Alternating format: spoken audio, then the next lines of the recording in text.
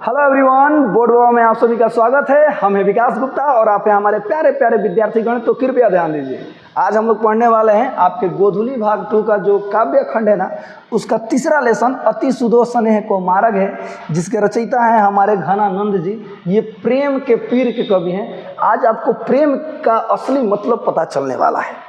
आज इस पाठ का पूरा लाइन बाय लाइन जो कविता है, जो सवैया है, पूरा का पूरा भावार्थ पढ़ने वाले हैं लोग। साथ ही साथ घनानंद जी के बारे में भी पूरा का पूरा लाइन बाय लाइन हम लोग पढ़ने वाले हैं।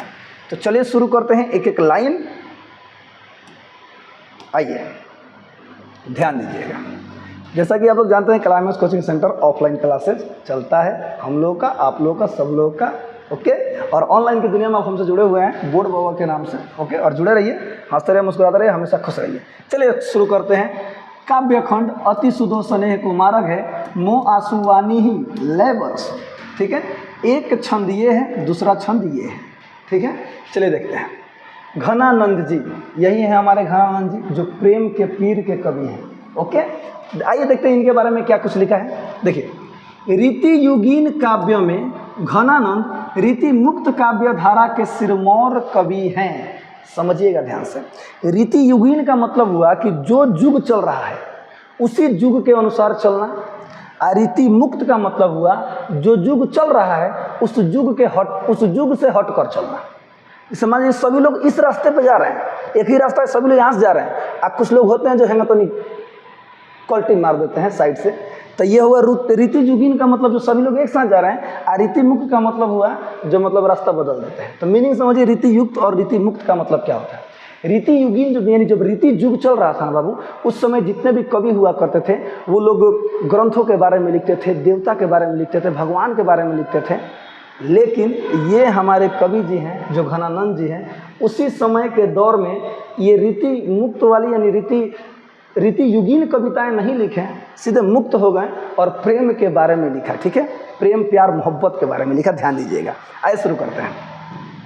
तो रीति मुक्त काव्य धारा के कवि के रूप में ये जाने जाते हैं। कौन? हमारे घनानंद जी। इनका जन्म 1689 ईस्वी के आसपास हुआ, यानी आसपास हुआ यानी 1689 ईस्वी के। ध्यान दीजिएगा। और 1739 ईस्वी में वे नादिर शाह के सैनिकों द्वारा मारे गए, यानी कि इनका वध कर दिया गया था, इनको मार दिया गया था नादिर शाह के सैनिकों के द्वारा 1739 ईस्वी में। ओके, आगे बढ़ते हैं। इनके बारे में बहुत अच्छी अच्छी बातें दी है, देखिएगा। ये तत्कालीन मुगल बादशाह मोहम्मद शाह रंगीले के यहाँ मीर मुंशी का काम करते थे, सचिव का काम करते थे। ये अच्छे गायक और श्रेष्ठ कवि थे। ये अच्छे गायक और श्रेष्ठ कवि थे। किंवदंती है, किंवदंती का मतलब होता है अफवाह। अफवाह, लोग ऐसी बातें बनाते हैं, सुनिएगा।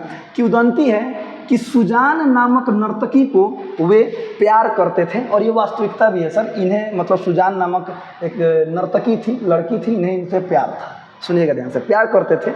विराग होने पर, यानी कि विराग होता है ना, विराग होने पर मतलब बिछड़ गए, अलग हो गए। विराग होने पर ये वृंदावन चले गए और वैष्णव होकर काव्य रचना करने लगे, और वैष्णव धर्म अपना लिए और काव्य रचना करने लगे। आगे देखिए, यानी भगवान के भक्ति में लीन हो गए।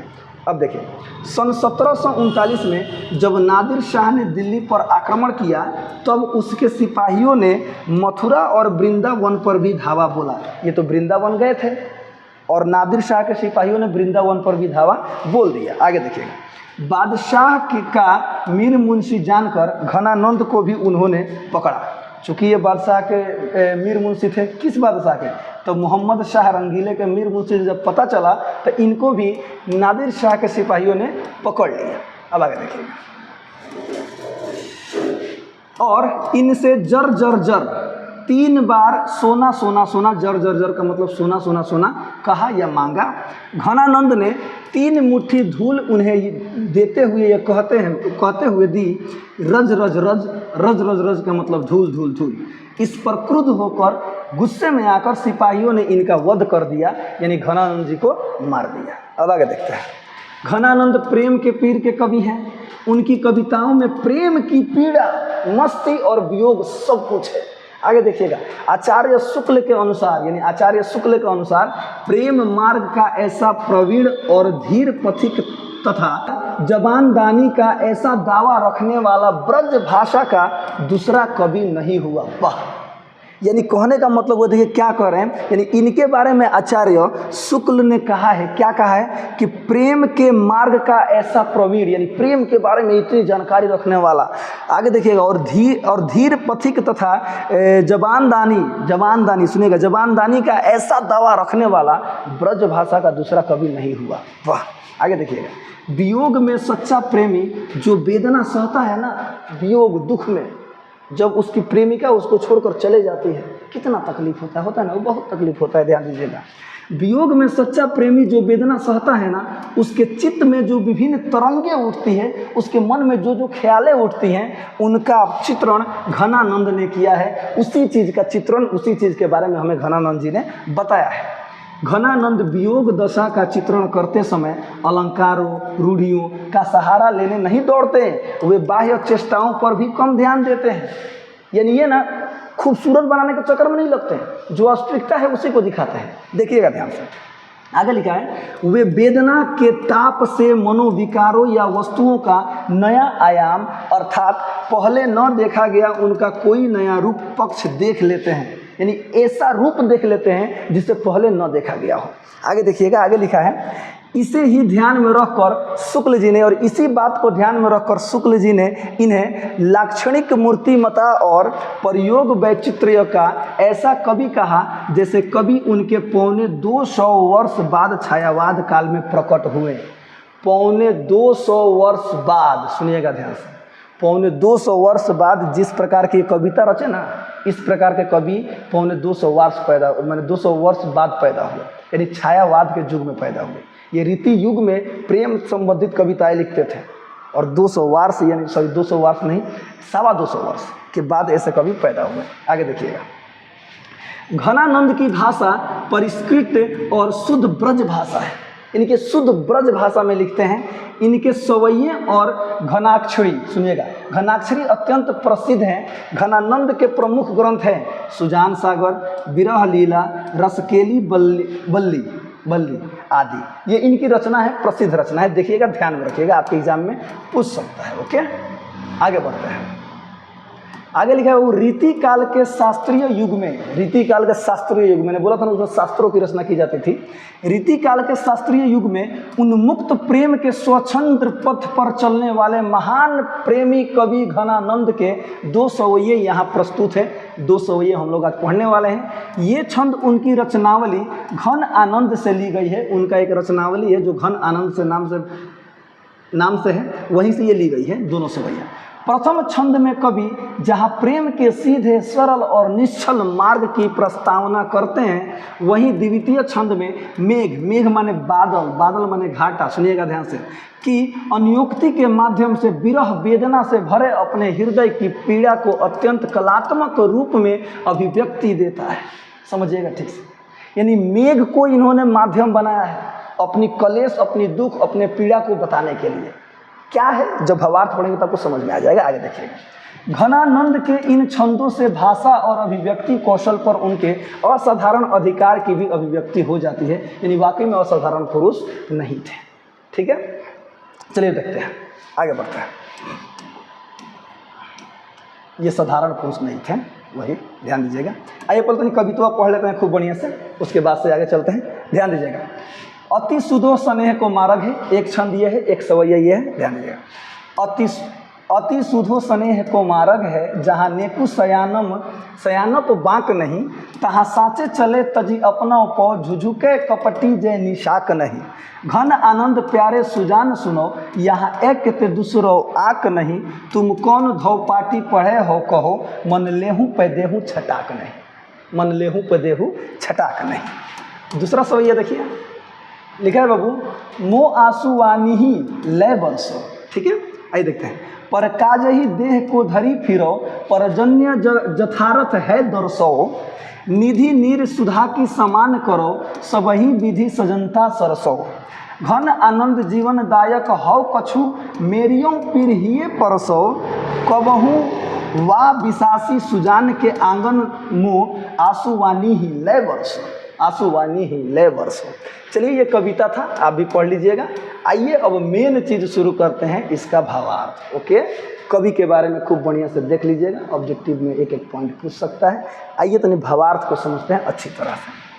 पहला क्या है बाबू, तो अति सुधो स्नेह को मार्ग है, जहाँ नेकु सयानप बाक नहीं, तहाँ साँचे चले तजी अपन नौपो झुझुके कपट्टी से निशाक नहीं। ओके, देखिएगा, प्रेमी कवि घनानंद जी ने, प्रेमी कवि, प्रेम के पीर के कवि घनानंद जी ने इस पंक्ति के द्वारा हमें बताया है कि प्रेम का मार्ग बहुत आसान है, प्रेम का मार्ग बहुत आसान है। इसमें तनिक भी चतुराई, तनिक भी टेढ़ापन नहीं है। इसमें चतुराई नहीं चलती है, टेढ़ापन नहीं चलता है, झूठ नहीं चलता है। सुनिएगा ध्यान से, इस मार्ग पर अच्छे और सच्चे लोग ही चल पाते हैं। कपटी लोग इस राह पर चलने से झिझकते हैं। कपटी लोग के बस की बात नहीं है। रियलिटिक जो प्रेम होता है, जो ट्रू लवर्स होते हैं, ट्रू लव नहीं हो पाता है कपटी लोगों से। ध्यान दीजिएगा, उन्हें शंका रहती है, कपटी लोगों को शंका रहती है, क्योंकि ये खुद ही अच्छे नहीं होते हैं। अर्थात प्रेम के मार्ग पर वही चल सकता है जो सही है, जो गलत है वह तो प्रेम कर ही नहीं सकता। प्रेम के मार्ग पर तो वही चल सकता है जो सही है, जो सच्चा है। गलत व्यक्ति तो प्रेम के राह पर चल ही नहीं सकता। ये पहला का भावार्थ है।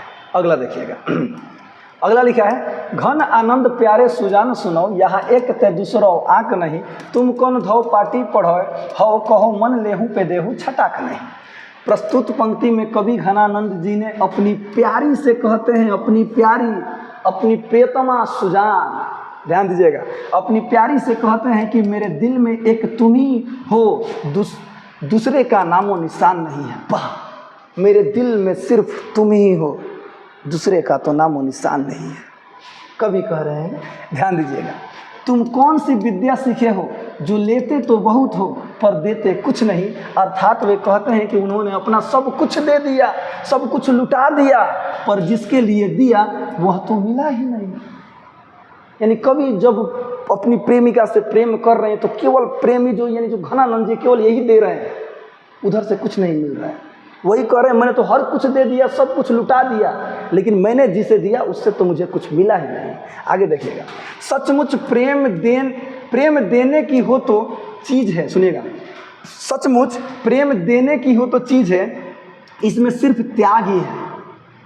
प्रेम में केवल त्याग ही देने वाली चीज़ होती है। ध्यान दीजिएगा, त्याग के बल पर ही प्रेम शब्द का अस्तित्व है। जहाँ स्वार्थ आ जाता है वहाँ से प्रेम गायब हो जाता है। स्वार्थ, जहाँ पर लालच आ जाता है वहाँ से प्रेम गायब हो जाता है। त्याग के बल पर ही, यानी प्रेम में त्याग ही है। सच्चा प्रेम वही होता है जो मिलता नहीं है, कि ना जी, जो भी है। ध्यान दीजिएगा, कवि कह रहे हैं, आगे बढ़ते हैं। अब दूसरा सवैया आ गया, लिखा है बाबू, पर काजा ही देह को धारी फिरो, परजन्य जथारथ है दरसो, निधि निर सुधा की समान करो, सबही विधि सजनता सरसो। आगे देखिएगा, प्रस्तुत पंक्ति के द्वारा कवि घनानंद जी ने बादल के स्वभाव को बताया है। बादल के स्वभाव, बादल के रहन स्वभाव के बारे में बताया है। वे कहते हैं कि बादल सज्जन व्यक्ति की तरह दूसरे के उपकार के लिए ही शरीर धारण करता है। बादल जो है ना, सज्जन व्यक्ति की तरह ही, जिस तरह सज्जन व्यक्ति होते हैं, जो अच्छे व्यक्ति होते हैं, वो दूसरों का उपकार कर देते हैं। ध्यान दीजिए, उसी तरह बादल भी है। कभी बादल से कहते हैं कि अपने जल को अमृत की तरह बना दो और सज्जन व्यक्ति की तरह ही अमृत की बरसात करो। बादल को कहते हैं कि अपने जल को अमृत की तरह बरसा दो, और जिस तरह से सज्जन पुरुष अमृत की बरसात करते हैं, परोपकारी होते हैं, उपकार करते हैं, तुम भी वैसे ही करो। यानी पहले बादल को बता रहे हैं कि तुम ऐसा करो। क्यों कह रहे हैं, वो अगले पंक्ति से आपको पता चलेगा कि बादल को क्यों ऐसा बनाना चाहते हैं। ध्यान दीजिएगा, घन आनंद जीवन दायक हो, कछु मेरियो पीर हिये परसो, कबहू वा विशासी सुजान के आंगन मुँह आंसू वानी ही ले बरसो। ध्यान दीजिएगा, प्रस्तुत पंक्ति में कवि घनानंद जी ने बादल से विनती की है। शुरू में क्या बनाए हैं, बादल को बोले हैं कि आप परोपकारी बन जाइए, आप परोपकार हैं, आप मतलब उपकारी हैं। ध्यान दीजिएगा कि वे जीवन देने वाले हैं। बादल, आप तो जीवन देने वाले हैं। वे कवि के दुख को भी समझें। मैं भी दुख में हूँ, मैं भी कष्ट में हूँ, मैं भी पीड़ा में हूँ, मेरे दुख को समझे, उनके पीड़ित हृदय का भी स्पर्श करें और उनकी प्रेमिका सुजान के घर जाकर उनके आंगन में कवि की आंसू की बरसात करें। वाह, यानी मैं जिस दुख में हूँ, मेरे जो आंसू निकल रहे हैं ना, इस आंसू को मेरी प्रेमिका, मेरी सुजान के आंगन में जाकर बरसाइए। जब वो मेरे आंसू को देखेगी तब उसको मेरे दर्द का एहसास होगा और वो मुझसे मिलने आएगी। वाह वाह वाह, मज़ा आ जाता है। ध्यान दीजिएगा, इस तरह कवि बादल के द्वारा अपनी व्यथा का मतलब दुख होता है, व्यथा को अपनी प्रेमिका के पास पहुंचाना चाहते हैं, अपनी प्रेमिका के पास पहुंचाना चाहते हैं। ये था पूरा का पूरा पाठ का भावार्थ, कवि घनानंद जी के बारे में भी था। ओके, हंसते रहिए, मुस्कुराते रहिए, हमेशा खुश रहिए। मिलते हैं अगले वीडियो में, तब तक के लिए जय हिंद।